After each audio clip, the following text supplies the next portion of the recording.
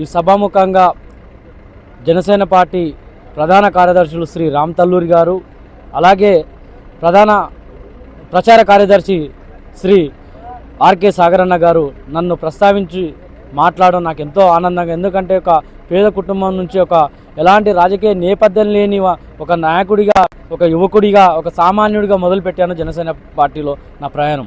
కానీ ఈరోజు ఇటీవలే మంగళగిరిలో జరిగిన సభలో కూడా అధ్యక్షులు శ్రీ పవన్ కళ్యాణ్ గారు కూడా నా గురించి మాట్లాడడం, నిజంగా నేను మాట్లాడిన మాటలు ఆయన 2009లో ఆయన మాట్లాడిన మాటలు నేను ఇన్స్పైర్ అయ్యి రాజకీయాల్లోకి వచ్చాను, జనసేన పార్టీలోకి వచ్చాను. ఆ మాటలు నేను ప్రస్తావించి కళ్యాణ్గా అన్న ముందు చెప్పడం జరిగింది.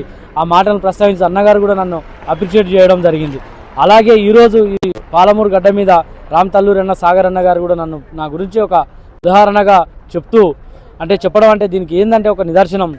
కష్టపడి మన డబ్బున్నా లేకున్నా, రాజకీయ నేపథ్యం ఉన్నా లేకున్నా, ఒక సామాన్యుడికే రాజకీయ వేదిక జనసేన పార్టీ అని నేను ముఖ్యమైన ఉదాహరణ.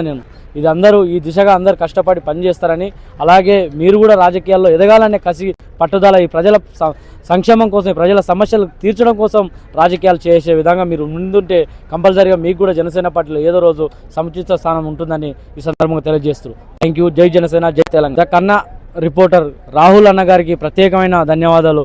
వారు కూడా ఎక్కడి నుంచో దూర ప్రాంతాల నుంచి వచ్చి ఈ యొక్క జనసేన పార్టీ పవన్ కళ్యాణ్ గారి యొక్క సిద్ధాంతాలని ప్రజలకు చేరువ చేసే విధంగా ఎంతో కష్టపడి ఇంత దూరం వచ్చినందుకు అన్నకు ప్రత్యేకంగా వారి యొక్క ఛానల్కు, వాళ్ళందరి టీంకు ధన్యవాదాలు.